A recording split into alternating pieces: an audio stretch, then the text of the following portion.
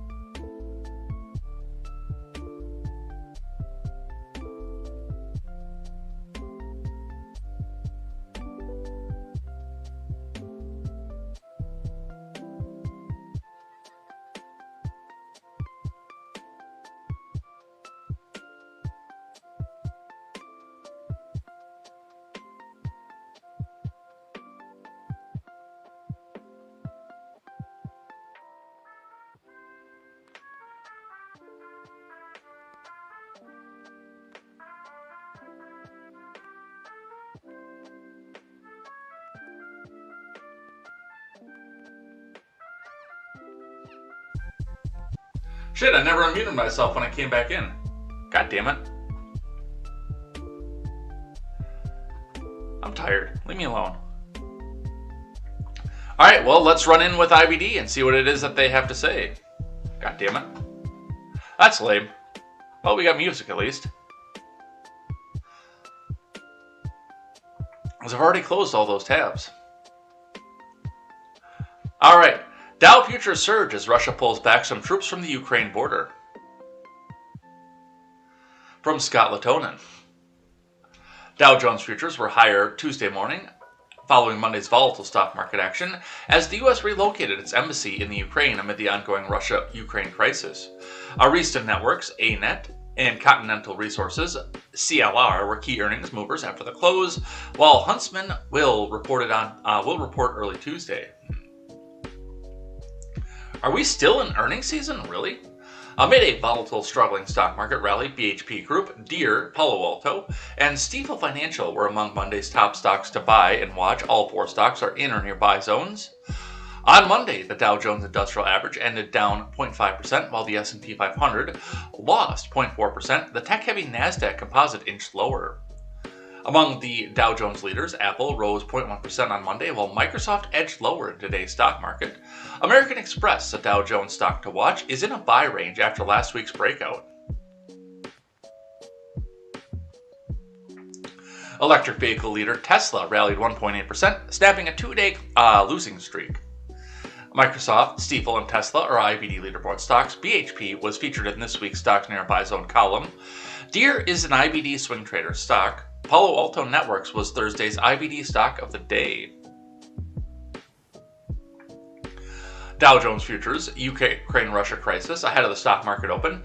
Dow futures moved up 1.1% versus fair value, and S&P 500 futures rose 1.5%. NASDAQ futures were up 2% versus fair value. Among ETFs, the NASDAQ 100 tracker, Invesco QQQ Trust, rose 0.1% Monday, and the SPDR S&P 500 ETF moved down 0.35%. The 10-year Treasury yield briefly moved back above 2% Monday before settling at 1.99%. Meanwhile, U.S. oil prices advanced around 2% as West Texas Intermediate crude traded above $95 a barrel. On Monday, the U.S. closed its embassy in the Ukrainian capital of Kiev, relocating to Lviv, near the Polish border. I'm sorry, that's not Lviv, that's Lviv. Lviv? I don't know. Secretary of State Antony Blinken said in a statement, "We are in the process of temporarily relocating our embassy operations in Ukraine from our embassy in Kiev to Lviv due to the dramatic acceleration of the buildup of Russian forces." Early Tuesday, Russia's defense ministry said that it pulled back some troops from near the Ukraine. Still, Western officials warned that combat units were moving forward. We'll be talking about that in just a moment as well. All right. So, with that, let's see what the New York Post has to say. Also financial as well. Dow dips, other stocks mixed during rate fears, easing in Ukraine tensions. Yeah, they're finding a real easy way not to talk about the fact that they're talking about doing a rate hike. And of course, what the inflation is. This is coming to the New York Post via Reuters. U.S. stock indices were mixed in volatile trading on Monday amid concerns about higher interest rates, while comments from a Russian official eased worries about a possible invasion on Ukraine. 7 of the 11 major S&P sectors declined in early trading, with energy shares down 2% as oil prices eased after Ukraine hinted at concessions to Russia. Hold on. Okay, I do have that up where I want that to be. Russian Foreign Minister Sergei Lavrov suggested President Putin that Moscow continue along the diplomatic path in its efforts to extract security guarantees from the West as tensions soar over Ukraine. The comments appeared to signal reduced likelihood of imminent Russian military action after repeated warnings from the U.S. that Russia could attack Ukraine at any time. The escalation of Russia and Ukraine tensions come at a time the stock market is already vulnerable, given inflation worries and the potential for Federal Reserve tightening, said George Ball, chairman of the Sanders-Morris-Harris. If an armed conflict between Russia and Ukraine is somehow avoided, a short-lived relief rally is likely, but there are still too many worries on the horizon for any type of longer-lasting upward move higher in stocks. At 11:30 a.m., the Dow was down 269.48 points, or 0.78%, at 34,468.58, and the S&P was down 29.74 points, or 0.67%, at 43,88.90. So, and that was another whipsaw day coming out yesterday, and the thought of war is going to be up there, especially. Now, under most circumstances, war would be a good thing, and financially, it probably still would be, because if we are starting to send people out over onto the front lines, they'll be bringing home combat pay. We'll see some of the same effect that we will see, or that we saw rather, during the Iraqi invasion, during 9/11, and things like that. Given the fact that the economy should have crashed in 2004, not 2009. But once we start bringing combat pay home, once we start getting more people out in the military and putting them up at risk to go back and do this, and them sending the money back to their families, you started to see a buoy coming up, and people buying houses, again, that they couldn't afford.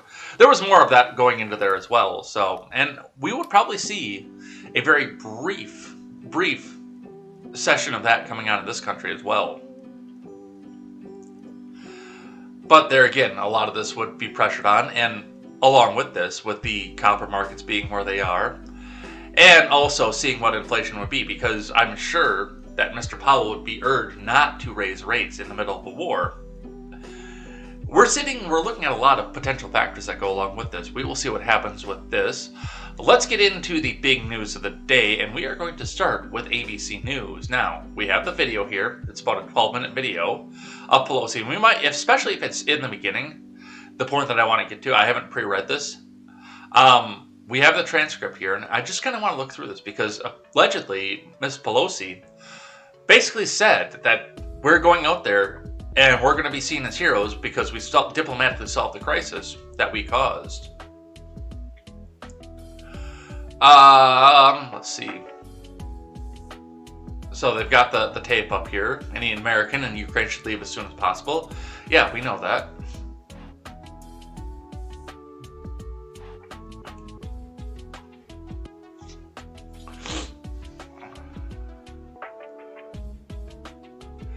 You know what, there's a lot of stuff here. Let's check on the video. Let's actually just look at and see what it is that she has to say here.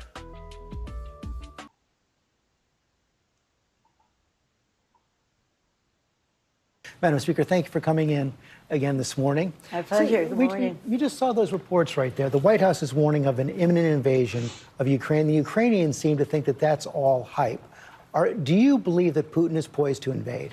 Well, I think we have to be prepared for it, and that is what the president is. Yes, I do believe that he is prepared for an invasion. I also understand why the president of Ukraine wants to keep people calm and that he wants his economy not to suffer. But on the other hand, if we were not threatening the sanctions and the rest, it would guarantee that Putin would invade. Let's hope that the diplomacy works. It's about diplomacy deterrence, and the president has made it very clear. There's a big price to pay for Russia to go there. So if Russia doesn't invade, it's not that he never intended to. It's just that the sanctions Are you worked. convinced that President Biden is doing everything he can to prevent an invasion? Is Congress doing everything you can to prevent an invasion? Well, I'm very proud of the work the president has done. The unity of our allies in NATO to come to an agreement as to the severity of the sanctions is very, very important. And that is something that Putin should pay very close attention to.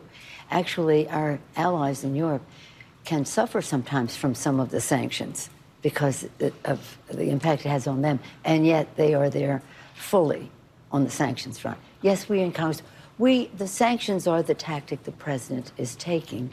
He can do that by executive order. It would be better if we could do it. What should President Putin know from you, the Speaker of the House, about the consequences? So that's kind of where, and luckily enough, we got to do this right in the beginning. But let's listen to this. Just listen to this part again. The severity of the sanctions is very, very important. And that is something that Putin should pay very close attention to. Actually, our allies in Europe can suffer sometimes from some of this. Got to back up a little bit further. Let's hope that the diplomacy works. It's about diplomacy deterrence. Diplomacy deterrence. And the president's made it very clear. There's a big price to pay for Russia to go there. So if Russia doesn't invade, it's not that he never intended to. It's just that the sanctions Are you worked. convinced the president is buying? All right. So, and that's the important part of this interview right there. Nancy Pelosi has kind of let the cat out of the bag here, telling us what it is that's going there. Now, it's a weaselly way around saying it. It very much is. But I don't think that her handlers intended to hear her say those words in that order off of this. If Putin invades, or if Putin decides not to invade, let's just always remember that he intended to invade. And I have yet to see any intelligence that suggests that he intends to invade. Zelensky says, let's keep calm. No. Zelensky, he's just trying to keep his economy together. He's just trying to keep his people calm and keep us from having unrest. But remember, it's all us. And if Putin doesn't invade, it's because our diplomacy worked. It's because we sent our president over there. Our Joe Biden is a hero, and he caused diplomacy not to work. I don't think that he's prepping to invade, dude. I really don't. And furthermore, I've questioned again whether or not that this has been an attempt to come back out and punish the Ukraine for making the infamous phone call. I've always thought that, especially once we started hearing that the Ukraine was going to be the flashpoint of this entire thing. Because that was the flashpoint in the last administration, right before the commie fucking coup started. We all thought that it was going to be the Ukraine and, the phone call that ended everything. But I really think she did say the quiet part out loud off of this. And that's important to pay attention to. That's the reason for the title part of this particular episode. Praise us. Tell us how great we did. For solving the crisis we created.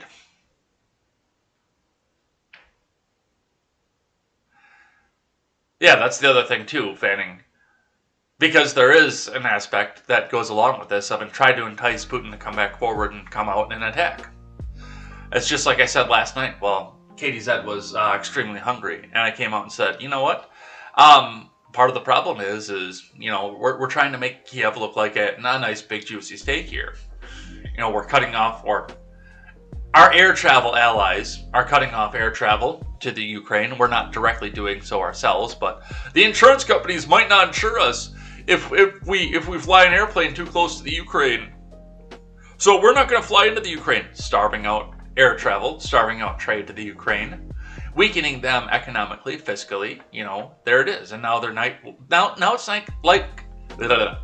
it's like a nice chicken Kiev sitting here waiting and saying, "Come here, Putin. You know you want to eat this thing. Come on. Look, it's weak.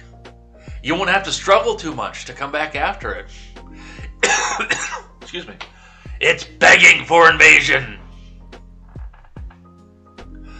And then, yes, that's another angle to come back and look at this. It's either looking at, I guess I didn't think about the angle that Fanning said over there in the chat, but yeah, the angle is either, okay, well, hey, if Putin decides not to invade, well, he still intended to. And our great diplomacy, our great hero, Joe Biden, worked. Or she's out here calling him a chicken, saying, hey, the world's going to think you're a pussy if you don't go in there. So yeah, I guess that is a definite second angle to go with that. So we'll see what happens with that. But breaking this morning, I was actually just about to hit the live button and I found this. So I said, we're putting this. Actually, I think I found it while I was live. So we're putting this on the stack here from the Hill. Biden admin considering $1 billion loan guarantee to the Ukraine. Shit, where have we heard that before? From Morgan Chalfant and Laura Kelly. The Biden admin is considering offering the Ukraine up to $1 billion in loan guarantees, White House Principal Deputy Press Secretary Karine Jean-Pierre told reports on Monday. It's something we're considering as part of an additional macroeconomic support we're exploring to help Ukraine's economy amidst pressure resulting from Russia's military buildup, Jean-Pierre said during a briefing on Monday afternoon. White House National Security Advisor Jake Sullivan raised the idea of the loan guarantee during a briefing with lawmakers on Capitol Hill earlier Monday, according to a source familiar with the call. A loan guarantee could help ease the burden on Ukraine's economy and help stabilize the markets, the source suggested. It's not clear what else the administration is considering as part of the package of macroeconomic support, but the threat of war with Russia has already impacted Ukraine's economy. Reuters reported that the Ukrainian hryvnia, its currency, is about to hit a 3-week low. The Ukrainian government has also extended funding to cover the cost of insurance for airlines to continue operating commercial flights in the country. Reuters reported allocating about $592 million. The U.S. has been steadily providing security assistance to the Ukraine as the country faces a mounting threat from Russia, which has amassed more than 100,000 troops at the Ukrainian border. The Ukrainian economy, as well as the broader European economy, are likely to take a hit in the event of Russian military action against the country. Well, no shit, Sherlock. You've got to take your men off the factory lines, off the production lines, and off the service lines, and go put them up on the border to go defend your border. Obviously, your economy is going to go take a hit. Plus all the small businesses, large businesses, and corporations that you have in that country along that region, the Donbass region, that are going to have to close.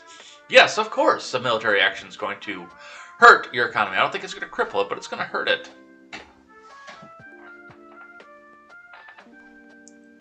But here's the other thought off of this is, and this was brought up right away, because I believe Sobiek was the one that reported this, and Brady Leonard retweeted it back out, but where have we heard this before? $1 billion in loan guaranteed to the Ukraine. And I told him, man, if you don't fire that prosecutor, and you're not going to get this money.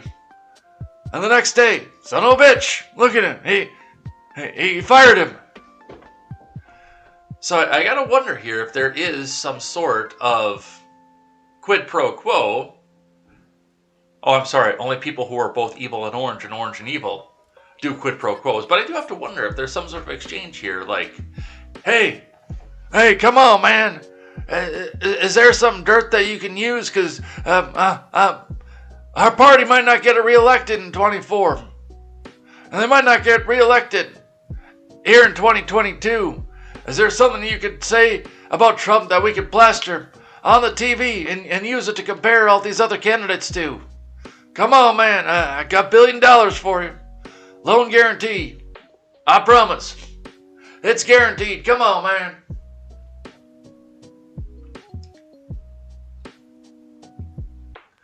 I'll even send my son over there to work for you. 50 grand a week, man. No, inflation is big. 75 grand a week, man. Come on. So, we will see what happens with that. From CBS News, pressure mounts on Putin as Ukraine crisis reaches a fever pitch. I have no author given on this article.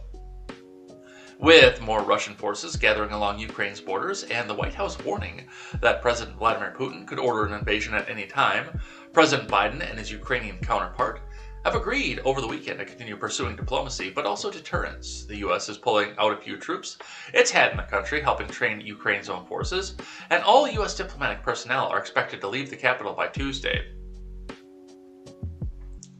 The personnel movements and continuing influx of U.S. and other NATO forces to countries near the Russia-Western border were a clear sign of the concern in Washington and European capitals that Putin will make a decision to either invade Ukraine or try to frame Ukraine's forces for an incident that he can use as a pretext for an attack. Mr. Biden and his NATO allies have warned that any Russian invasion of the Ukraine would be bring swift and severe costs for Russia through sanctions. Jake Sullivan said on Sunday on Face the Nation that the U.S. and its allies are watching very carefully for the possibility that there's a pretext or a false flag operation, totally not put in place by the U.S., by the way, to kick off Russian action in which Russian intelligence services conduct some kind of attack on Russian proxy forces in eastern Ukraine or Russian citizens, then blame it on the Ukrainians. In a phone call on Sunday, Ukrainian President Volodymyr Zelensky invited Mr. Biden to come to Kiev, saying it would be a powerful signal and contribute efforts to de-escalate the crisis. Their call came on the heels of a conversation between President Biden and Putin, which failed to yield any breakthroughs. And in which also, President Zelensky invited Mr. Biden over, and then told him, Biden told him, no, that's probably not going to happen, man. Come on. Let's grab one from CNBC. U.S. closes its embassy in Kiev, citing dramatic acceleration of Russian troops. So this is part of what made the markets go yesterday, which is, of course, what CNBC has got to talk about here. This is from Chloe Taylor and Christina Wilkie.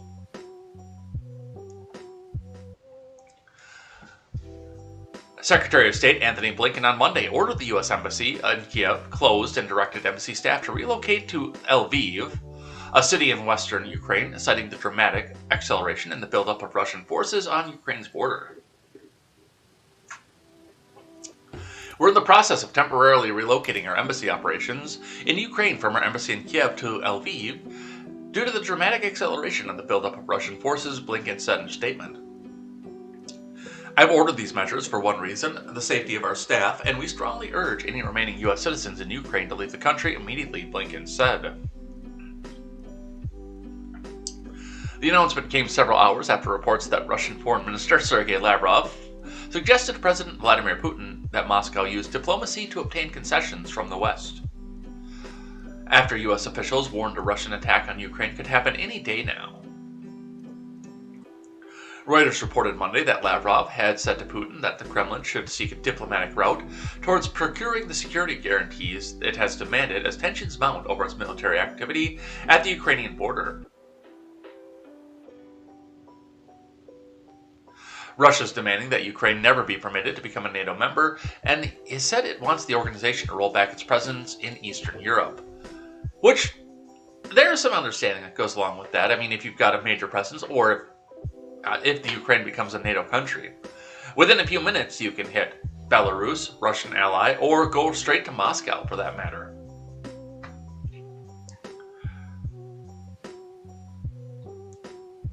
Plus, you've got the other staging area where you can go send troops back out directly into Russia instead of going through its proxy states along the other side.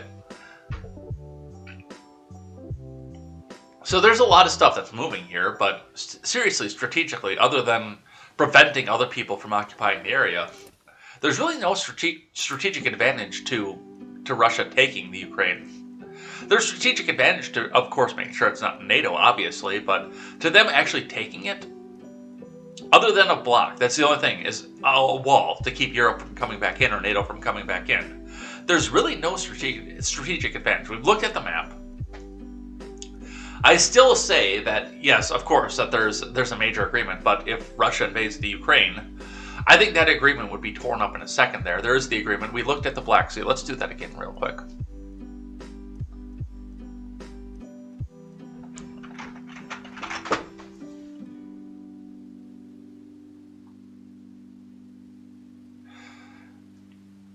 So I pointed out the big reason, apparently, allegedly, that Russia wants to take the Crimean Peninsula and more of the Ukraine is to get more warm water ports to launch their navy from. And I pointed out on a couple times that in a couple different places, the Black Sea is blocked by a canal that goes through Istanbul and then another canal that goes down, still crossing Turkey. So twice, if you are going to launch your warm water navy out of the Black Sea, you have to go through the EU via Turkey, because Turkey in itself is an EU country. And there is allegedly an agreement that if Russia were to have a warm water port on the Black Sea, that they do have to have free open access to the larger sea. So the canal has to be free open access. But I mean, does Istanbul want to sit there and see Russian submarines and Russian warships go through there? I wouldn't. If I was Constantinople, I wouldn't. So, and especially if they did come back out and invade, I would start to look at this and say, yeah, you invaded a country that wasn't yours. Your agreement's over. You can't sail your ships through here. Fuck you. But that's what we see coming out of that. U.S. Embassy in Kiev destroying documents as drawdown underway. From Laura Kelly. We could listen to Jake Sullivan. Wouldn't that be exciting? The U.S. drawdown of its embassy in Kiev has included the destruction of some immigration and travel documents as part of a protocol to protect sensitive information, according to notes from a phone call between the Biden admin and Congress shared with The Hill. Secretary of State Antony Blinken announced on Monday that the U.S. would shutter its embassy in Kiev amid threats of a Russian invasion into Ukraine that officials warned could be launched at any time. Where's Kiev? Okay, I can see that. I thought it was further west than that. So, and that's where the embassy is, obviously the capital, and now that's where they're moving it to. So if we do have to evacuate embassy staff, we can just go back and run them right over to Poland.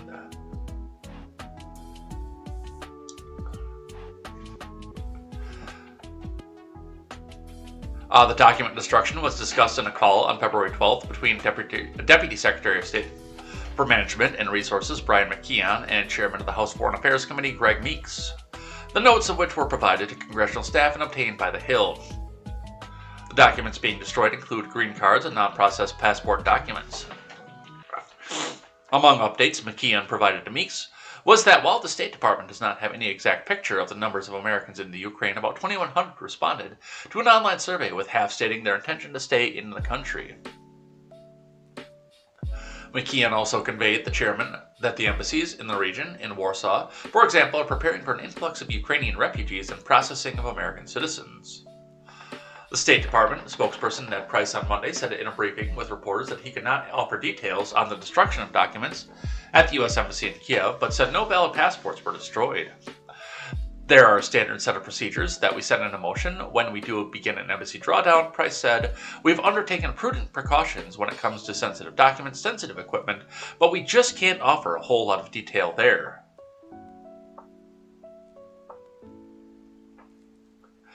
Price said the embassy compound is being guarded by the Ukrainian National Guard police and that the intention for American diplomats to eventually return to the embassy in Kiev. So, and I understand, like, the destruction documents, because, yes, the embassy probably does have at least an ongoing list of the people who have been through the Ukraine as tourists, which I guess I'm not sure why you would, unless you have, refugee and families that come from there, but, like, if you've emigrated from there, you want to go back and visit your family. That's one reason I would say to go back and visit Ukraine, but there doesn't seem to be a lot of draw tourist-wise to Ukraine. Maybe. I'm not sure. Let's listen to what they had to say at State Department. Oh. Russians are working. On our call, Foreign Minister Lavrov said that Russians are working on a response to the paper that we sent to Moscow more than 2 weeks ago, proposing concrete areas for discussion. It remains to be seen if they'll follow through on that, but if they do, we'll be ready to engage together with our allies and partners. I also underscored that if Moscow chooses the path of aggression and further invades Ukraine, the response from the United States and our allies will be swift, it will be united, it will be severe.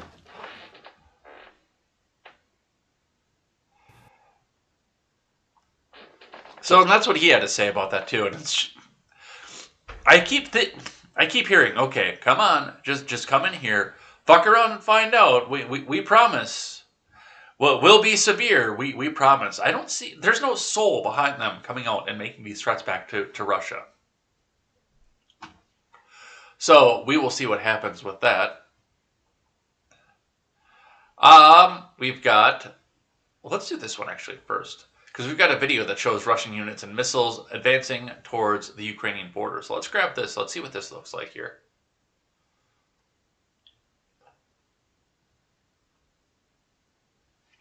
Give it a second. CNN servers are slow. This is just one element of the Russian armor now gathered on 3 sides of the border with Ukraine. Tanks and infantry fighting vehicles parked up near Ukraine's northeastern border, near the Russian town of Voloiki. These videos, posted on social media, confirmed from different angles and geolocated by CNN. The Russian buildup includes heavy armor, including elements of the elite 1st Guards tank army that has now moved to within 20 miles of Ukraine. Also on the move, a substantial number of short-range ballistic missiles, known as Iskanders, with a range of some 450 kilometers. Further south, long columns of military vehicles rumble along a highway near Rostov-on-Don.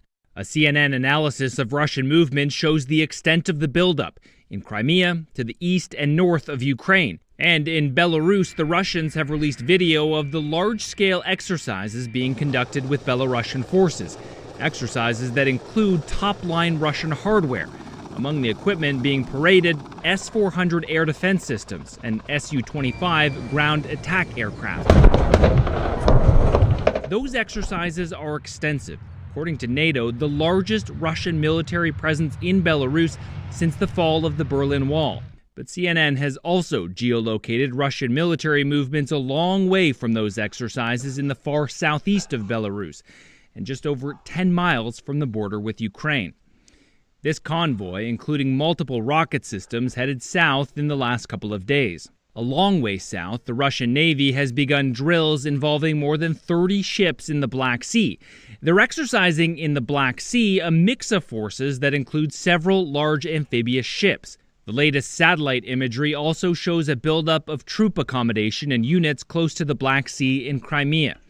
Altogether, the analysis of social media videos from Russia, when added to fresh satellite imagery, shows a relentless buildup of forces that seems almost complete, as rear bases are emptied and units take to the roads and rails. What we've seen just in the last 10 days or so is an acceleration of that buildup and the movement of Russian forces of all varieties closer to the border with Ukraine in a position where they could launch a military action very, very rapidly. To Rob Lee in the Department of War Studies at the University of London, Russia's current military buildup near Ukraine is unprecedented. This is not like previous war scares or the buildup in the spring of... So, and I did, like usually I wouldn't use video like this, but I mean, I did want to show, like they're actually showing where this military is. And I'm going to say that if I was on the border in Ukraine, I would probably not be comfortable coming back and coming out and seeing this every day. I think that would be just a little bit out of my zone. I would probably already be booking accommodations in the Poland or Germany or, God forbid, possibly the U.S.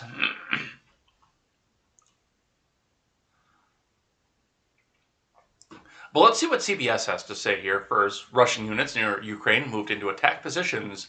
U.S. official says from David Martin.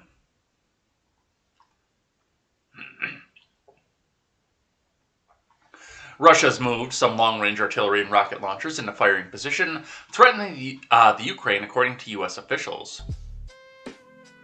Some Russian units have left their assembly areas, the bumper-to-bumper formations seen in satellite photos, and are beginning to move into attack positions.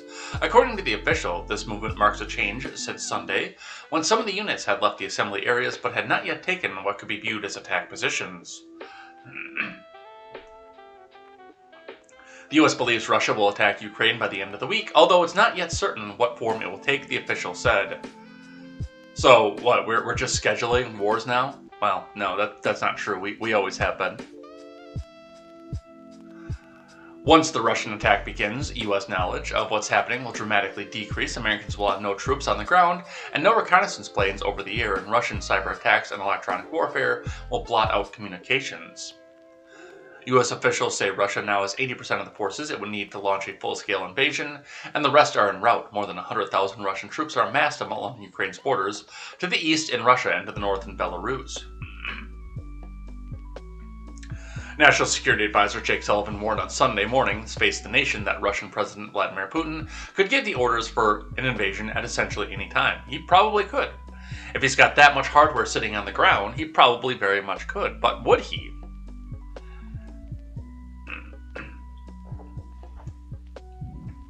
We've seen over the course of the past 10 days dramatic acceleration in the buildup of Russian forces and the disposition of those forces in such a way that could launch a military action, especially at any time. Sullivan said they could do it this coming week, but of course it still awaits the go order from Putin. Sullivan acknowledged that there is a distinct possibility that Russia may launch a false flag attack, perhaps in the Donbas region, in order to justify an invasion, and he said that the U.S. is watching very carefully. In this scenario, Russian intelligence services might conduct some kind of attack on Russian proxy forces in eastern Ukraine on Russian citizens and then blame it on the Ukrainians, Sullivan said on Sunday, which that is something to keep in mind too when we look at Donbas and the fact that, all these troops are sitting here amassed ready to go into Donbas. Yes, we do see the troop movement into Belarus and the ship movement coming down onto the southern coastline, obviously. But when we look at the positioning that they saw here in the CNN video, see if we can pull that back to where I want that to be. I don't know if they'll give me a preview or not.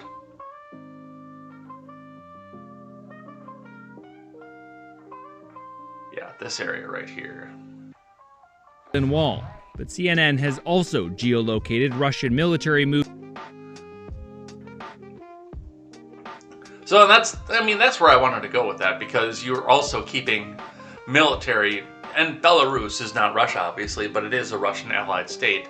You've got Air Force and military ground units sitting here this close to Kiev, this close to the capital city. So it's not just what's going on in the Donbas, or it's there to remind Kiev of, hey, let's go back and let's not do something crazy here, because otherwise I can move right in to Kiev from Belarus from right here.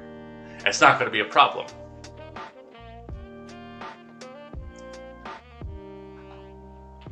So that is what we're seeing here.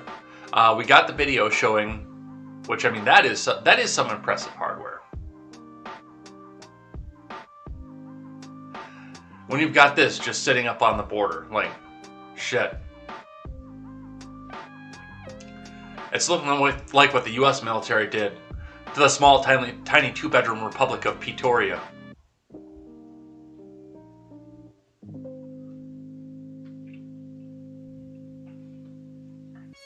And they're even saying this is only 80% of the forces that they need. When we look at the map here, especially strategically, the way they have it set up, I don't know, man. They may only have 80% of what they need to invade the country. I think they got all of it, if they were planning to do so. I think they've got enough force, because, in the grand scheme of things, that is not a huge country.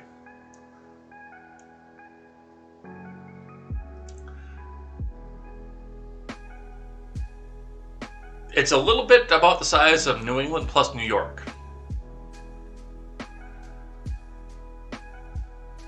Wisconsin, Minnesota, and the Dakotas. Maybe just Minnesota and the Dakotas about the size of Texas, perhaps. But I guess we'll see what happens there and where that goes. Let's grab one from the Associated Press. A little bit of a white pill on this whole situation. Sliver of hope. Kremlin sees a diplomatic path on the Ukraine. This is from Vladimir Isachenkov and Uras Karmanow.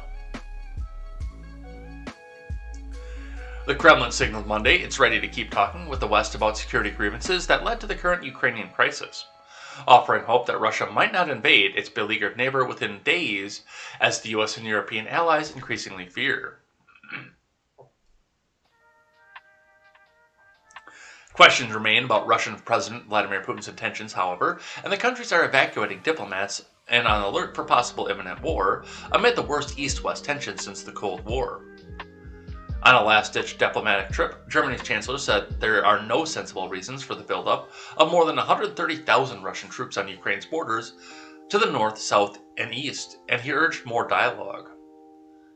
Britain's prime minister said Europe is on the edge of a precipice, but added that there's still time for President Putin to step back. France's foreign minister, Jean-Yves Le Drian, told French television that We shall wave the white flag if they come in here from the Russia. That's not what he said. That's just how I picture French television. All elements were in place for a strong Russian offensive, but nothing shows today that Putin has decided to launch one. Despite warnings from Washington, London, and elsewhere that Russian troops could move on Ukraine as soon as Wednesday, Monday's meeting between Putin and Foreign Minister Sergei Lavrov suggested otherwise. At the session with Putin, Lavrov argued that Moscow should hold more talks with the U.S. and its allies, despite their refusal to consider Russia's main security demands.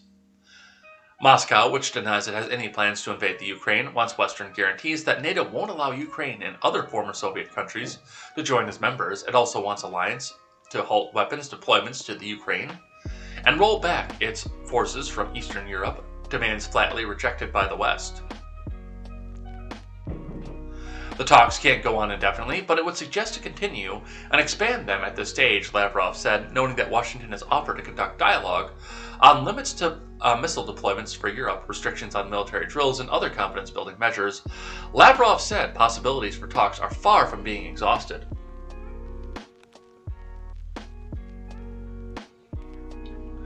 His comments at an appearance orchestrated for TV cameras seem designed to send a message to the world about Putin's own position, namely, he hopes for diplomatic solutions that aren't dead yet.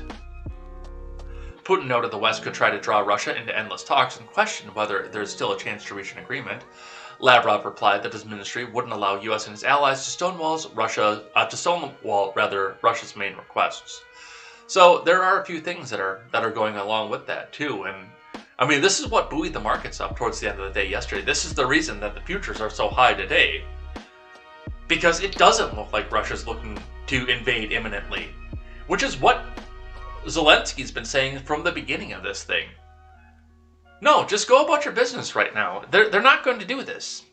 They're putting troops up there. They're trying to shake the stick, but they don't have the balls to come back and do this and face down the fury of both NATO and the U.S., with NATO, of course, being backed by U.S. troops and U.S. money. They don't have the fucking balls. So just go about your business. This isn't as imminent as you think. And that's one thing that's raised the question to me as to why this is happening in the first place. Is this going in? Are they going out and, making Kiev seem juicier and juicier? Like, hey, come on, Vlad. You know you want it. Come on. Come in, eat. No, you know. When in reality, we're sitting here with 7.5% inflation. They're trying to gather up another convoy to come from Los Angeles, which is probably going to be full of fucking federal agents. But they want another convoy to go from Los Angeles over to Washington, D.C. And Ottawa remains occupied. In one of the largest grassroots workers' movements that's ever been seen in history. I don't believe that this is actually as imminent as people think, and I haven't from the beginning. But our government betters continue to tell us that this is going to happen, so hey, let's just hold on and wait till we get ourselves back into war. Alright. Let's shift gears here. Let's talk about what's happening in the Great White North, starting with our friends over here at NPR. Canadian government is invoking its Emergencies Act to try to quell COVID protests. This is from Bill Chappelle and Jonathan Franklin. And remember, it's NPR.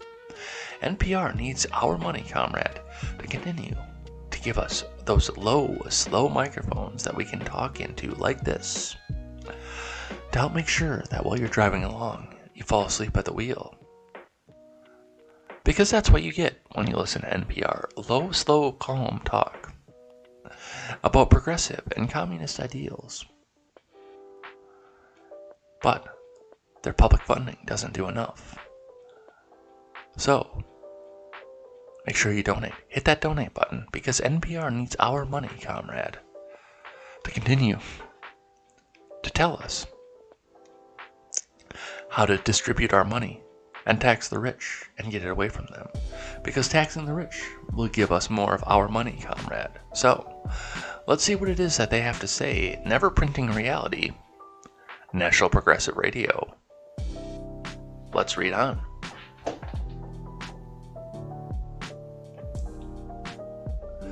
Canadian Prime Minister Justin Trudeau announced Monday that he's invoking the Emergencies Act, which gives the Canadian government the authority to take steps to restore order amid the blockades by truckers and others protesting the country's pinko pox restrictions. These blockades are illegal, and if you're still participating at the time, then the time to go home is now, Trudeau told reporters after a virtual meeting with province leaders, the Associated Press reported. Trudeau says the emergency order will be time-limited, geographically targeted, and as well as reasonable and proportionate to the threats that they are meant to address. Trudeau told the reporters the government's not calling the military, which kind of sounds to me like the military said, "We're not going in, dude."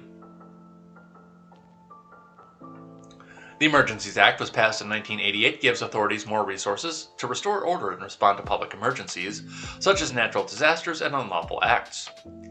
Jason Kenney, the Premier of Alberta, where protesters have been blocking a crossing into the U.S., expressed his opposition to using the act, saying the province has what it needs to address the blockade, Canadian outlet CTV News reported. The view I have, which I conveyed to the Prime Minister, is that it is not necessary for at least Alberta context, Kenney said. The Canadian politician added that he thinks Trudeau invoking the Emergency Act will further inflame and potentially prolong the protests. Canadian Interim Conservative Party leader Candice Bergen echoed Kenney's opposition. Does the Prime Minister think that these protests will constitute a threat to the security of Canada, And if not, does he think that with this news, he could be escalating rather than de-escalating an already inflamed situation, Bergen said. Earlier on Monday, TD Bank froze about $1.1 million that was intended to back the protest. Multiple Canadian news outlets reported saying the money was being held in two personal accounts. Toronto Dominion Bank says most of the money came from a GoFundMe campaign that was shut down, according to Canada's CTV News. Another portion was deposited from direct donations. Support has sought to raise cash to sustain the protests, which have disrupted cross-border business and made international headlines in recent weeks. TD Bank told NPR on Monday that it wants an Ontario court to decide where the money should go. We're unable to release the funds without the court's direction because multiple parties, including the account holder, intended recipients, and some donors, may be entitled to the funds, a TD spokesperson said. The court, not TD, should decide on the distribution of the funds. Well, I don't think that's entirely right either. Because when I look at this, and what I see when I go with this is the court in this situation cannot be an impartial party. This is a protest against the government. So there's no way that the Canadian court can be impartial in any of this. You would have to find a different court to do so, and I mean, good luck finding an impartial party when one of the parties is the government.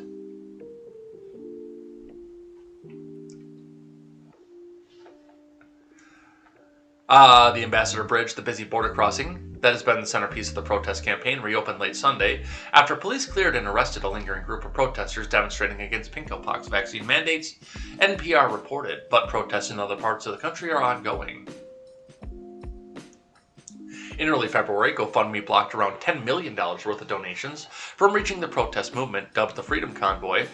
The fundraising site said it would refund the money to those who contributed after determining that the campaign violated its standards. The GoFundMe decision prompted fundraising site GiveSendGo, which calls itself the #1 free Christian crowdfunding platform, to step in, pledging to get money to the protesters. But late last week, the Ontario Superior Court granted a government request to freeze access to the money raised to back the blockade in Ottawa and at other border crossings. TD Bank then moved to freeze the money it was still holding. So there's a lot of stuff going on here. Now, it's unclear as to what the Emergencies Act will do because the military has essentially told Trudeau that he can go and fuck himself. But this essentially sounds to me like this was basically Canada's under martial law without a military. So I don't know where we go from here. I know that these people are probably going to have to, some of them are going to have to get back on the road because they need to continue to feed themselves. The money's not going to get to them. no matter how you try to get them the money. And they do need to look back at what's best for themselves, their businesses, and their families. They are going to need to do this. Some of them are going to need to do this. Some of them are not. Some of them can go back there and park their Western Star on Parliament Hill and say, hell no, we won't go. But that's what we see coming off of that. From the BBC, Trudeau vows to freeze anti-mandate protesters' bank accounts. This is getting dangerous. This is BBC, so no author given. Canadian Prime Minister Justin Trudeau has taken the unprecedented step of invoking the Emergencies Act to crack down on anti-vaccine mandate protests. Mr. Trudeau, obviously, just like in the last article, said the scope of the measures would be time-limited, reasonable, and proportionate, and would not see the military deployed. We cleared the bridge in Windsor. We know about that. What began as a rally against a new rule that all truckers must be vaccinated to cross the US-Canada border or quarantine upon return has grown into a broader challenge to all COVID health restrictions. This is about keeping Canadians safe, protecting people's jobs, Mr. Trudeau told a news conference on Monday. He said police would be given more tools to imprison or fine protesters and protect critical infrastructure.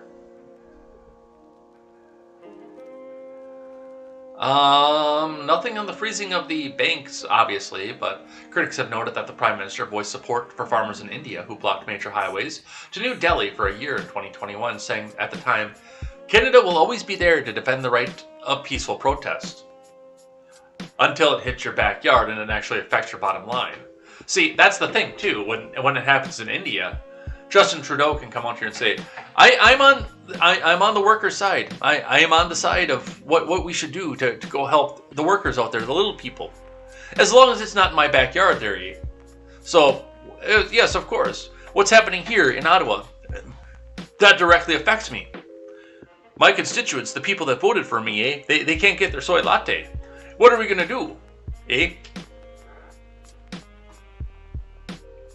And of course, he has the audacity to say that he is protecting people's jobs after keeping large swaths of his economy, except for essential workers, shut down for over a year.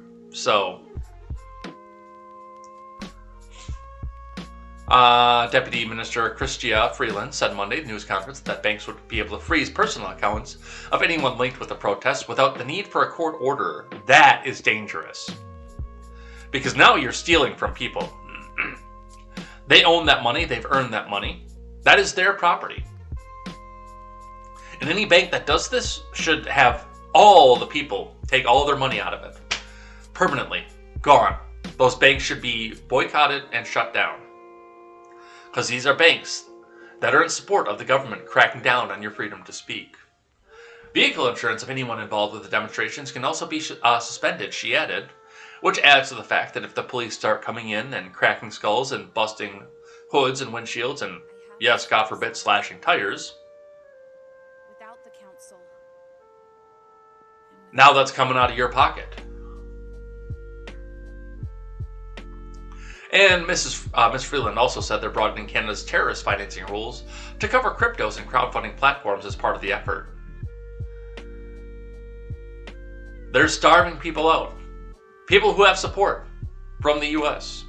But the good news is really honestly, if you really had to, and you could get the money exchanged in Detroit, which you probably can, one of the advantages coming off of this is the Windsor Bridge is open, and if you gotta walk a big bag of fucking cash over there to go help the people out, if that's gonna be your only option,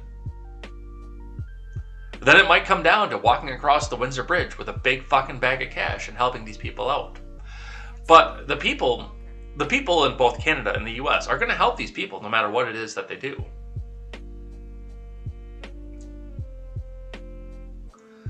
And this goes on to go talk about what we're going to talk about in the next article, so we're going to move on from this at this point.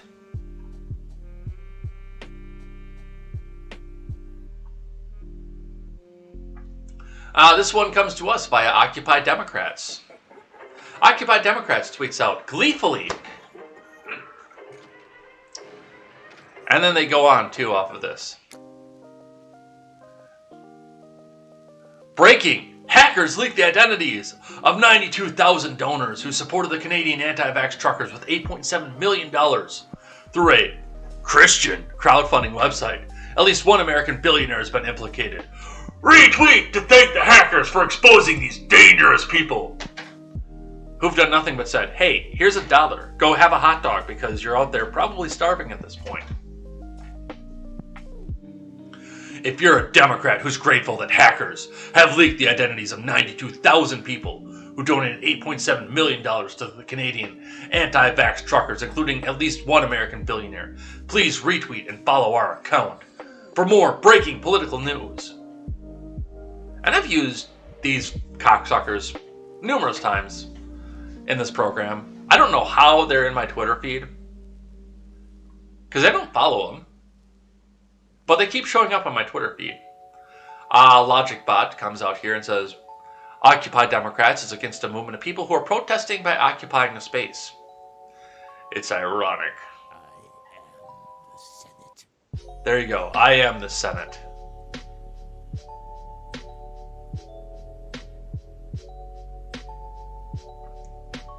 But they're sitting here cheerleading people who are coming out here. I mean, Occupy Democrats is not about the little people anymore.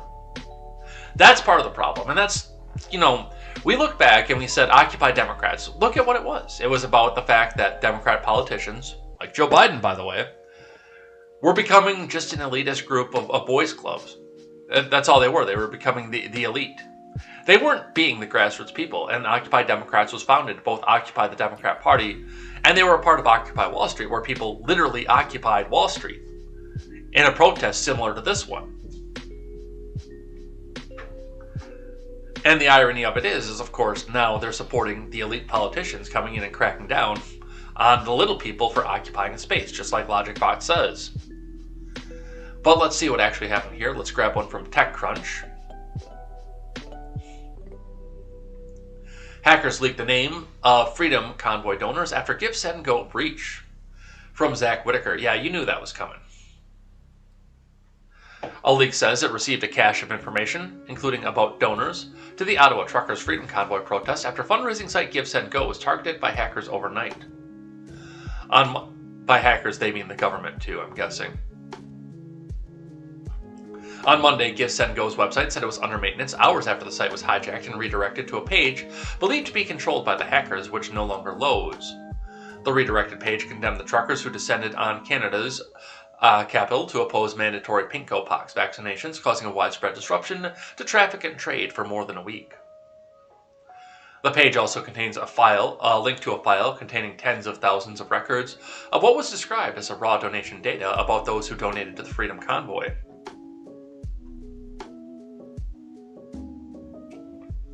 A short time later, nonprofit leak site Distributed Denial of Secrets said it received 30 megabytes of donor information from Give, Send, Go. That seems low. Well, no, it's all text, I guess, so that's probably about normal, including self-reported names, email addresses, zip codes, and IP addresses.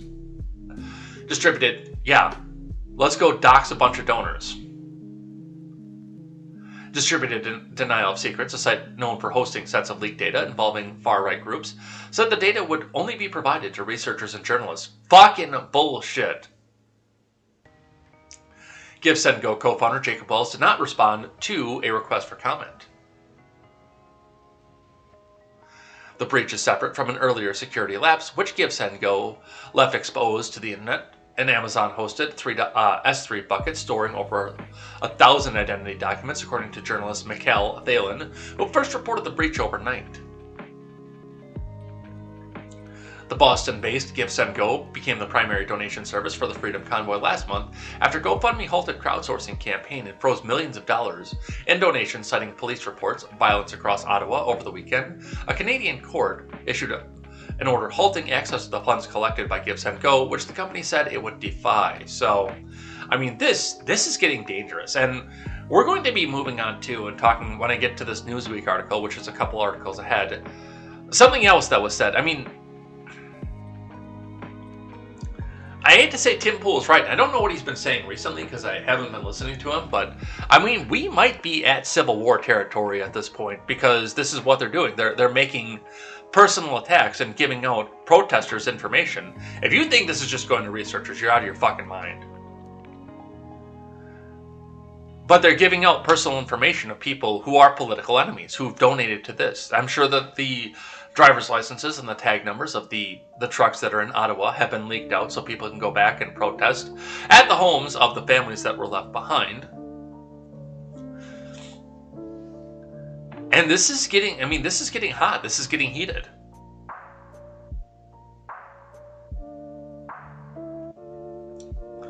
All right, let's shift gears here. So this one popped up yesterday.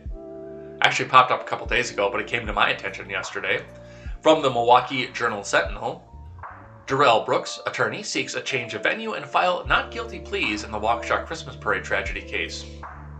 From Jim Riccioli and Bruce Fielmetti, Darrell Brooks Jr. on Friday pleaded not guilty to 77 charges, including 6 homicide counts tied to the Waukesha Christmas Parade tragedy, but what exactly his defense team has in mind became clearer one day earlier. In separate motions Thursday, defense attorney Jeremy Perry filed 2 key requests on behalf of the 39-year-old Milwaukee man, including a change of venue request that was not immediately discussed. On Friday, the charges were formally presented in Waukesha County Circuit Court during Brooks' arraignment hearing, in which Perry requested an additional court date in front of a different judge, another twist in a nearly 3-month-old case. Friday's hearing was short, lasting less than 3 minutes. Brooks waived a reading of charges, and Perry entered a not guilty plea on his behalf. None of the victims expressed an interest to speak during the arraignment before Court Commissioner Kevin Costello. Brooks' attorneys have requested the trial be held in another county or before a jury drawn from another county. In either circumstance, they ask that the jury be sequestered during the trial, a rare and expensive precaution. Well, that actually used to be the thing, but the defense also exercised its right to substitute the original judge, and the case has been reassigned from Judge Michael Boren to Judge Jennifer Doro.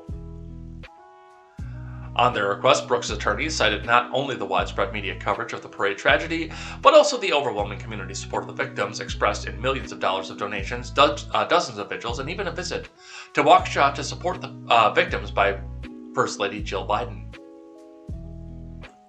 The attorneys noted that Waukesha County schools were closed for 2 days after the parade, and more than 500 students received counseling when they reopened.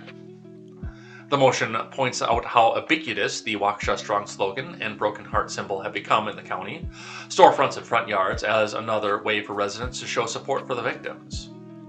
So, this is all understandable, given the fact of what happened here.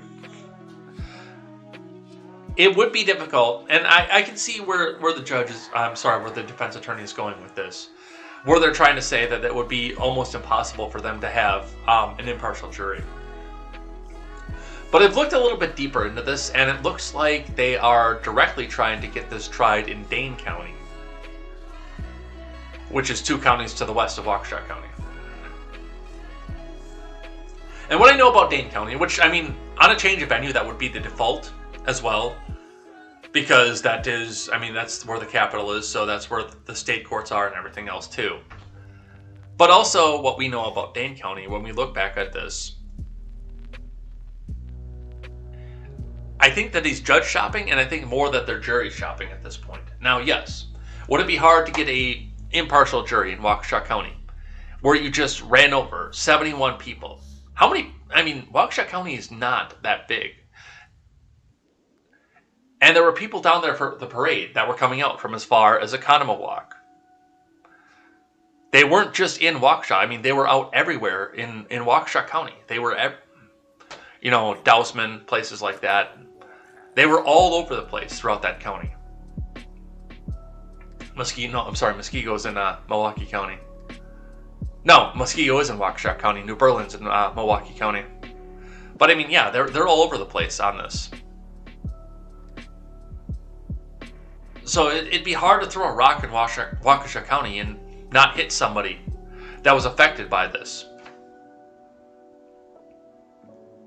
But furthermore, if they're trying to, and especially if they're trying to come back out and get this moved out to Dane County, they don't necessarily need to get an acquittal, a 12-person acquittal off of this. they put enough reasonable doubt and enough doubt to say, well, this is about the harassment this is guys getting from the white man in Dane County, you probably get 1 or 2 holdouts to bring this out to a hung jury. Now, with the heinousness of the crimes, I'm sure the prosecution in the state of Wisconsin would be continuing to try this over and over again until they get this guy in prison. But, there again, you continue to jury shop until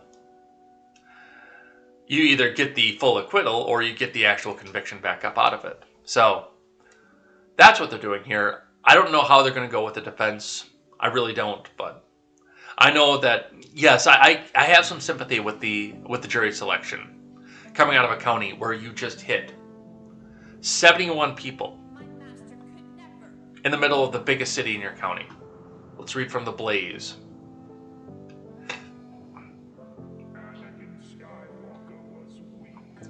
From The Blaze, AOC says there's a real risk that the nation will not have a democracy a decade from now. Well, that's probably true because we have a representative democracy now. We have a republic. We don't have a direct democracy. Cortez.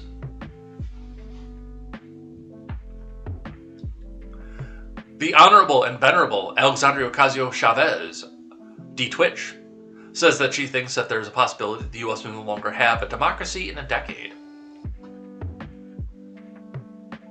The infrastructure plan, Papi, if it does what we intended to do, politicians will take credit for it 10 years from now. If we even have a democracy 10 years from now, the Democratic lawmaker said during an interview earlier this month, according to The New Yorker. I think there's a very real risk that we will not, okay, Papi? What we risk is having a government that perhaps postures as a democracy and may try to pretend that it is, but it isn't. Just like now, she said. The outlet noted that the interview, which occurred on February 1st, had been edited for length and clarity. Yeah, you probably do need to edit an interview with Alexandria Ocasio-Chavez for clarity, because she has none. Ocasio-Chavez, the progressive lawmaker who is currently serving her second term in Congress, indicated that the country has a problem with an increase in white nationalist reactionary politics. You have a white nationalist reactionary politics starting to grow into a critical mass, Papi. What we have is the continuing sophisticated takeover of our democratic systems in order to turn them into undemocratic systems, okay?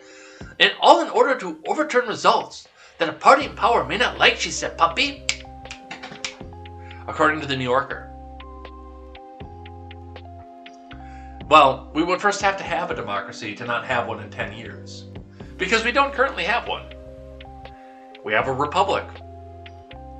Representatives are chosen by the people to go back and vote in their interests. And when they don't, they come home like Liz Cheney and they get their asses voted out of office. From Newsweek. Trump suggests Clinton operatives deserve death for spying operation. I wish he hadn't said that. I really do. Because you know they're going to run with that. From Jason Limone. Former President Donald Trump suggests that operatives working for former Democratic presidential candidate Hillary Clinton deserve the death penalty after reports that lawyers for her campaign paid a tech company to infiltrate Trump Tower in the White House. Why would you say that? As tense as everything is right now, why would you say that?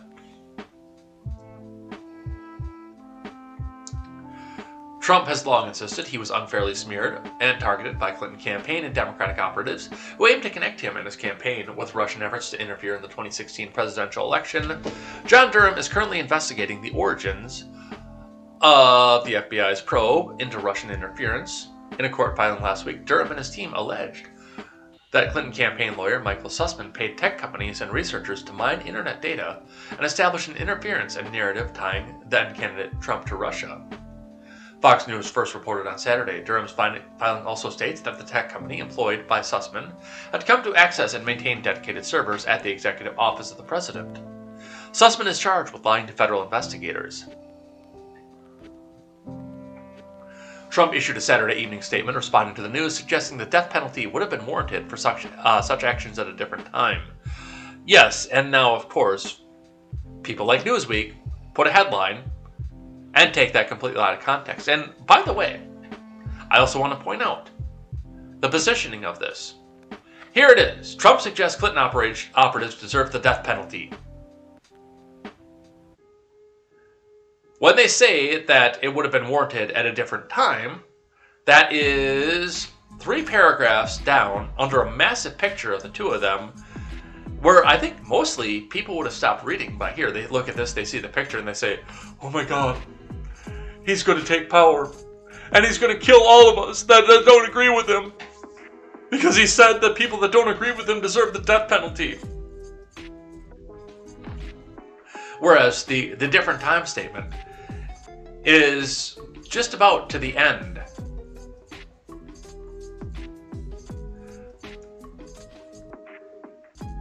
This scandal is far greater in scope and magnitude than Watergate, and those who were involved in and knew about the spying operation should be subjected to criminal prosecution.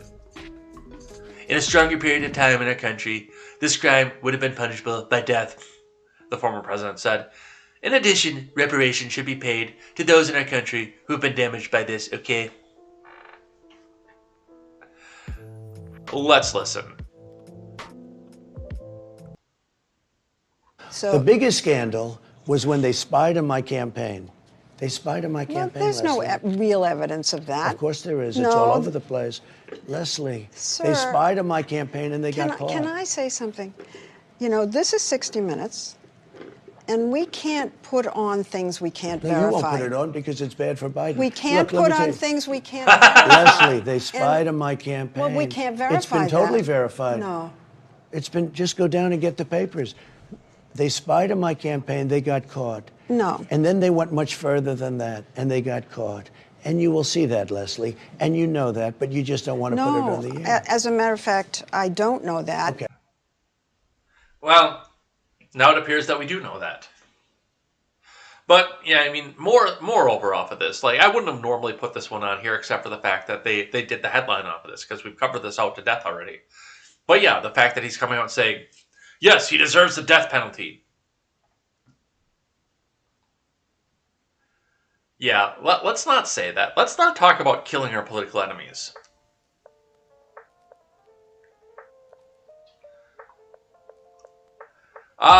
This one is coming up to us here. The judge in Sarah Palin's defamation suit against New York Times says he will dismiss the case. From Sonia Moog and Brian Stelter. Judge Jed Rakoff, the judge overseeing the former Alaska Governor Sarah Palin's defamation lawsuit against the New York Times, said Monday that he will dismiss the suit, ruling that Palin's team did not prove a key element of its case. Rakoff's ruling came while the jury is deliberating over a verdict, and Rakoff said he will allow the jury to continue deliberating and reach a verdict, and will dismiss the case once it's done so. Which is telling me, by the way, that it sounds like... And I didn't follow this entire thing either, but it sounds like this is going to come out with a verdict that he doesn't like, and he's just going to come back and dismiss it outright. But no, there's no corruption going on in our government, especially in the state of New York. From The Hill. Please allow ads to support our journalism. This week, confirmation fight over Biden's FDA nominee comes to a head. From Jordan Carney. An intense confirmation battle over Robert Califf, President Biden's nominee, to lead the Food and Drug Administration is poised to come to a head this week. Senate Majority Leader Chuck U. Schumer filed the cloture on the nomination, paving the way for a vote. Schumer's decision comes amid an intense behind-the-scenes effort by the White House to shore up Califf's nomination as conservatives try to galvanize a handful of expected Democrat no votes and sink his confirmation. Califf was confirmed for the position in 2016 in an 89-4 vote, but is facing a significantly tighter margin the second time around after his nomination was advanced by the Senate Health, Education, Labor, Pensions Committee 13-8. Califf picked up only 4 GOP senators during the committee vote. Richard Burr, Susan Collins, Lisa Murkowski, and Mitt Romney. Romney in particular has come under pressure by outside groups to switch his vote. He's also expected to face at least a handful of Democratic defections. Joe Manchin, who similarly opposed his nomination in 2016, penned an op-ed late last week with Senator Mike Braun, urging the White House to withdraw the nomination.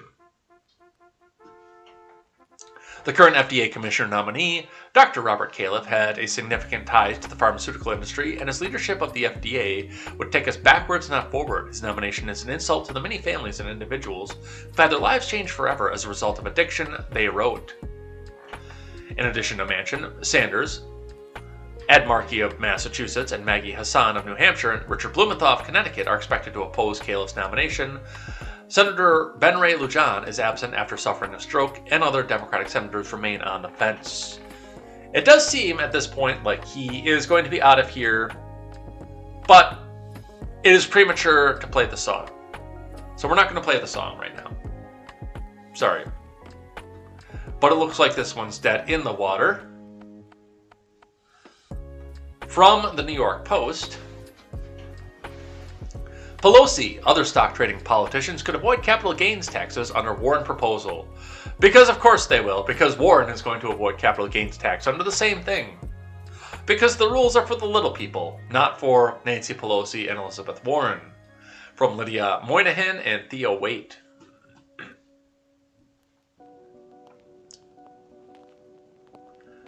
Elizabeth Warren's bipartisan banning stock trading on Capitol Hill has little notice provision that could save lawmakers millions of dollars worth of capital gains taxes, and Nancy Pelosi signaling that she likes it. Of course she does.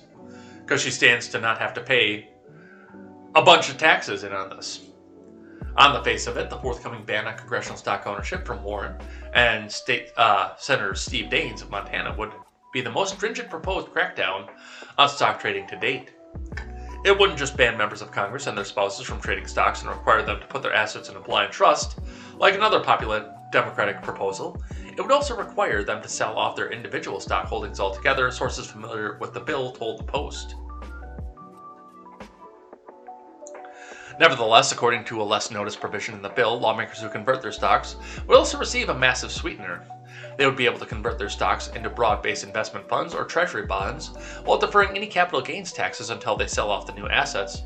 And if they die before selling the assets, the taxes would be waived altogether. So, they can sit on their capital gains. I mean, they've got enough cash to live on forever. They can sit on this and pass the estate on to their kids completely tax-free. But if a business leader who's actually provided something to the country were to do the same thing, he would be evil and just trying to hoard all his money and give it all to his kids to make his kids rich for never working for anything. And we have to tax the estate at 95%, and this is, I mean, just reeks of rules for thee and not for me. But leave it to Democrats, especially rich Democrats, to come back out here and find a way to enrich themselves as always. Alright, just a couple more, then we'll do these last 3 Twitter ones here and head out of here for the day. Boston apologizes after accidentally disclosing vaccination status of about 100 employees. Let me roll this back just a little bit more.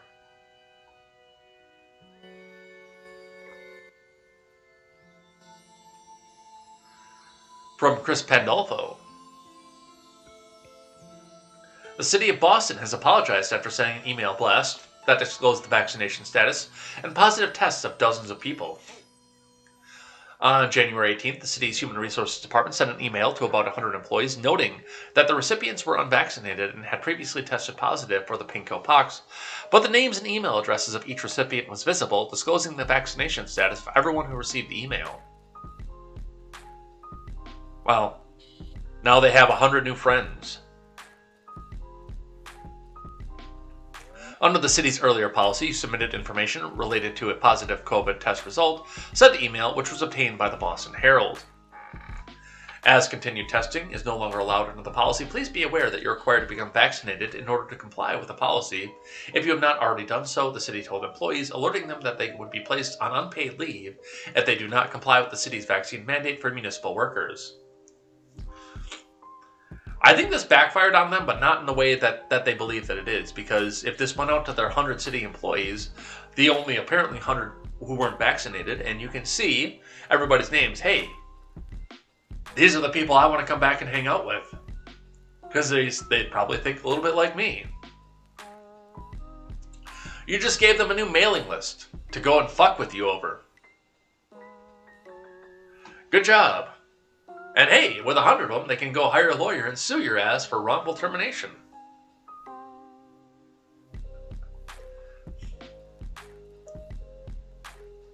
Alright, and the one that will most likely affect all of our millennial friends the most, because they now will have to go back to putting peanut butter or jam on their toast.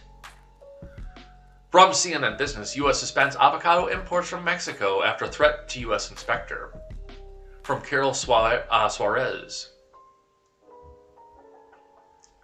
The U.S. has suspended avocado imports from Mexico's western state of Michoacan after U.S. official received a threat, Mexico's Agriculture Ministry said in a statement on Saturday. According to the statement, the USDA, Animal and Plant Health Inspection Service, decided to pause until further notice the avocado inspection activities in Michoacan and after its officers, who was carrying out an inspection work in Uruapan, Michoacan, received a threatening call to his official cell phone. Michoacan is the only state in Mexico authorized to export avocados to the United States. APHIS USDA reported the investigation is currently underway to assess the threat and determine the necessary measures to guarantee the physical integrity of all its personnel working in Michoacan. What are we going to put on our toast?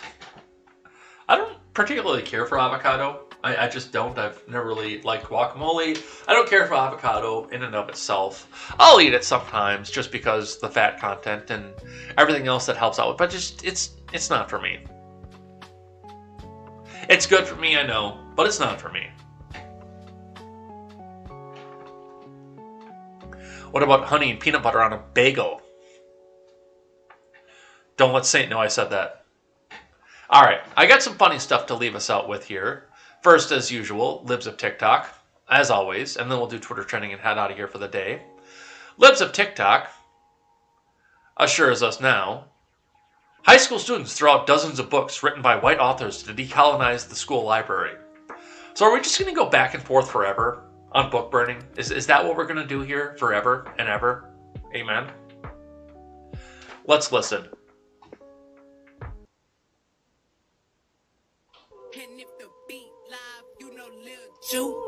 Hands on my knees, shaking ass on my thigh shit. Push me a pimp, finna make me a profit. When the liquor hit, then the bitch get toxic. The War Against Boys, Stock Market Logic. We found so many.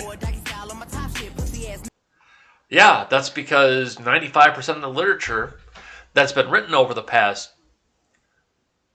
5 millennia has come from people of European descent.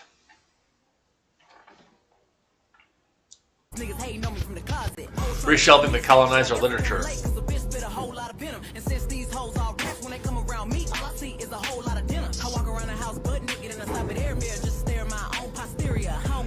And it's always white people doing this too. It's always white kids. You notice that?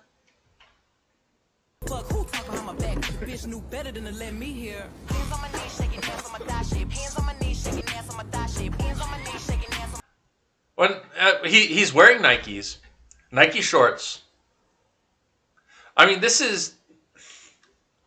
I'm not going to say a lot to his upbringing because I don't know, but this looks like an elitist. Like a white trust fund kid who's coming out to decolonize the school library. To burn books, in fact.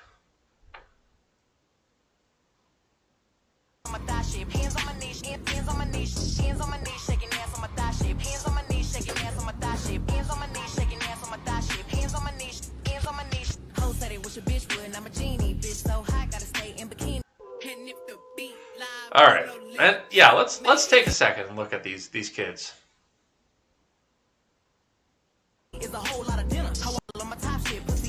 Come on.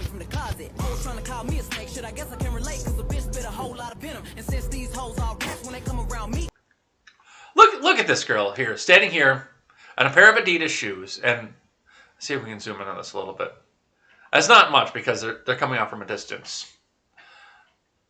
The shorts look like they came from whatever high fashion store we are. Yeah, she's got the school t-shirt on. And of course, we're sitting here, brand new Hyundai sitting out in the parking lot. They're sitting in a school that's surrounded by woods, which means that they're not in the inner city at all. White, unscuffed Adidas shoes, or at least that's what I can tell from the distance here in the blur.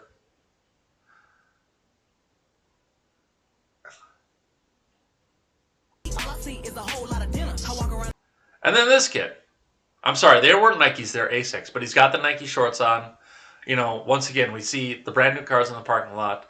The infrastructure, the lighting out here, the school surrounded by the woods, which again suggests that we're not in the middle of Baltimore or something.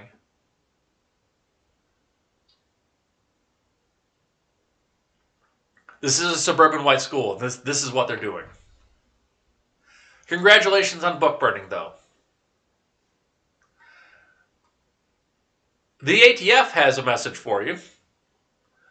Valentine's Day can still be fun even if you broke up. Do you have information about a former or current partner involved in illegal gun activity? Let us know and we'll make sure it's a Valentine's Day to remember. Call 1-888-ATF-TIPS or email atftips@atf.gov.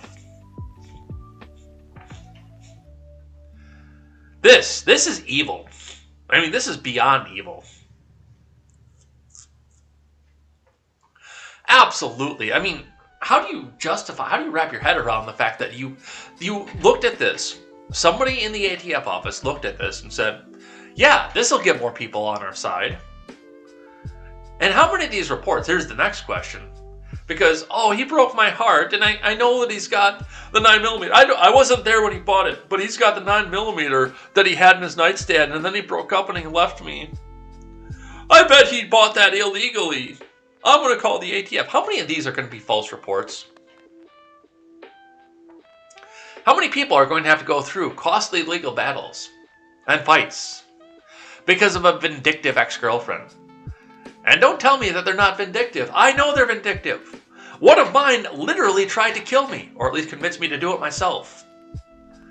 You want to talk about fucking vindication? Hell hath no fury like a woman scorned.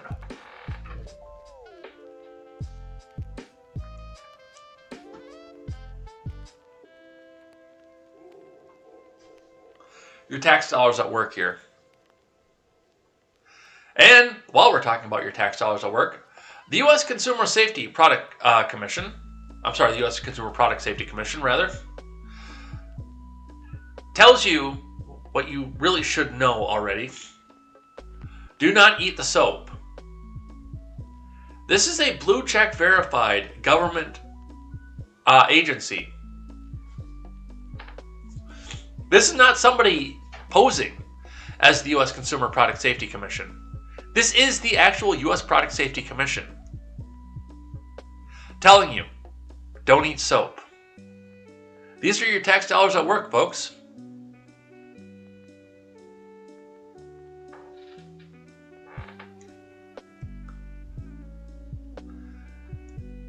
Quinn the Quarantine Fox also has a message for you. Quinn the Quarantine Fox says cleaning products are poisonous. America, keep your cleaning products in their original bottles and locked up, out of sight and out of reach of kids.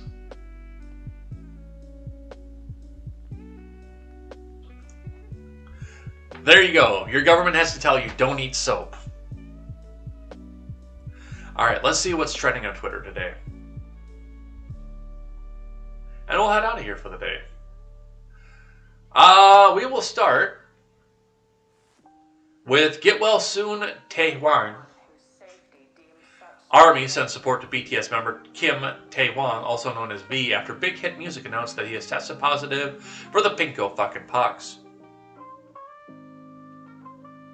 Well, I guess we're done. It's over, dude. I mean, yeah, we'll have the positive test and people still panic over it because they've been taught to. But really, honestly, the pinko pox is over. There's no reason to keep making this kind of a freak out over it, but there are a few people that are more vulnerable that'll have to look. But I mean, the governments are lifting their restrictions. The mask requirements are over. The vaccine requirements are going to fall soon, most likely. It's over. Give it up.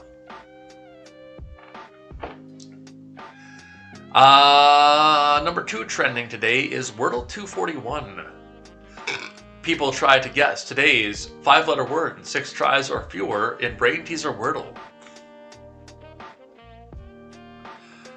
Not a Wordle, just a Calac shelving unit. Nice, I like that. The New York Times creating new Wordles ever since they took over. Wordle 241. I should try this just for the fuck of it, because we keep seeing it all over the place. It's new, it's hip and trendy. Is it just me, or has Wordle become harder since the New York Times, a former newspaper, acquired it? Attempting the Wordle before New York Times took over versus attempting the Wordle now. I don't know, maybe I'll try it, especially if there's going to be some sort of challenge to it, but... I guess, I mean, did they give you a clue or anything, too? I have no idea.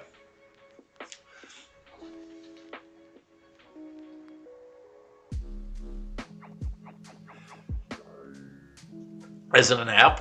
Is that how I get this thing? I have no idea. I don't know. All right, we will skip Tuesday vibes. So our third one will be Cowrie, which will be Olympic, which will probably say that I have no idea what's going on with this. Nam Win says, beautiful skating from Cowrie. This is real skating and power. Ashley Wagner says, thank you, Kaori Sakamoto, for giving a moment to be happy about. Finish up this short. Clara Burnsall says, Kaori's reaction just shows just how much the Olympics means to athletes. It wasn't her usual joyful reaction at good scores. It was the tension of 4 years, and so unfair that she won't be rewarded for her work in those 5 years because of doping and corruption. Okay, so this is the woman that got hit with the doping, wasn't it? I have no idea.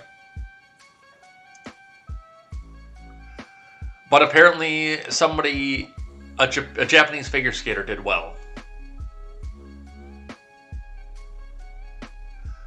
No idea.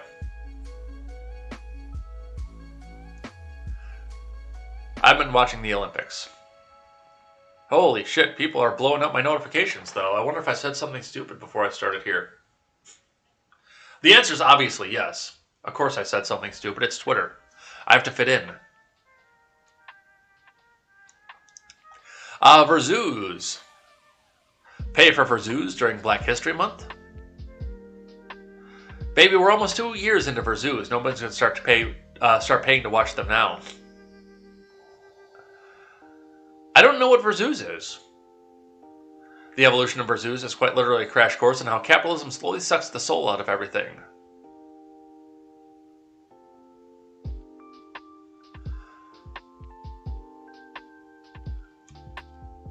I don't know what this is.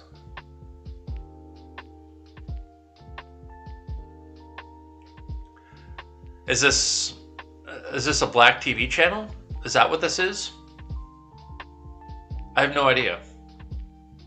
I don't know. I guess we'll figure out, but I guess they're trying to make people pay for it. All right, where are we at? Number 5. Which will be number 4 because we skipped Tuesday Vibe.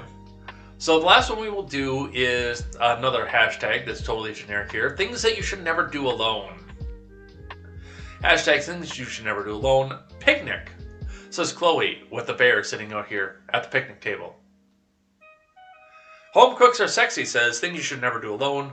Escape domestic abuse unless you have no other choice. If you can, get help and support. Absolutely. If you're in that situation, get help. Yes, get out of it if you need to. And if you have to do it alone, do it. But get a support center. Get somebody to help you out here.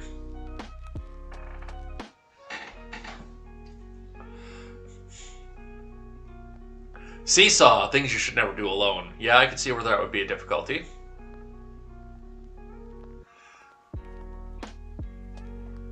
Let's see. Things you should never do alone. Scratch your beaver. Yes, never scratch your beaver alone. That's adorable, by the way. And we're going to watch that. Just because.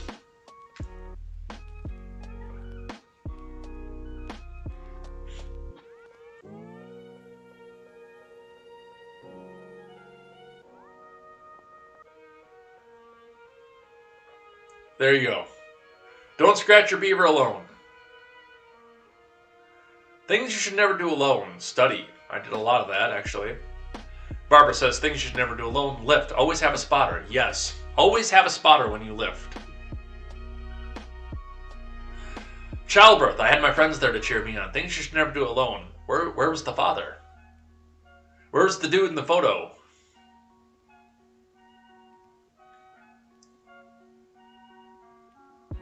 Travel through time and space. There you go. Things you should never do alone. I've never seen Doctor Who. I've always been curious, but I've never seen it. And the last one, I'm Just Dan, says, things you should never do alone. Eat a pizza that's big enough for a family of 4. Whoops. You don't have to do it all in one day, though. If you do, you don't have to do it all in one day. All right. And with that, we're going to head out of here for the day. Let's get a refresh on the Twitch to see who's playing video games right now. But let's head out of here.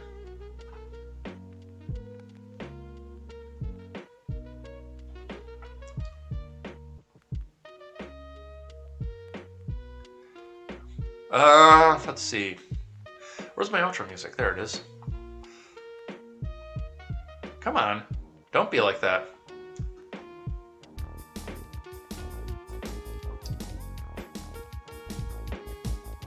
All right, so thanks everybody who came by and chatted in the live chat today. I know it was a little bit lower energy than usual. I'm either sick or didn't get enough sleep last night. I have no idea which one it is, but we'll be back here tomorrow morning for more Contemporary. We'll come back and talk about more news, more headlines. We'll see if Nancy Pelosi's diplomatic solution to the problem they created actually comes forward and comes to fruition. So it's going to be all this and more. There's plenty of more stuff to talk about here. So we will see what's happening with that. We will see you tomorrow. Stick around if you're on Twitch because we're going rating as we usually do at the end of the morning here. And we will see you tomorrow for more Contemporary. And until then, I am Jay Edgar and this is Contemporary. Take care.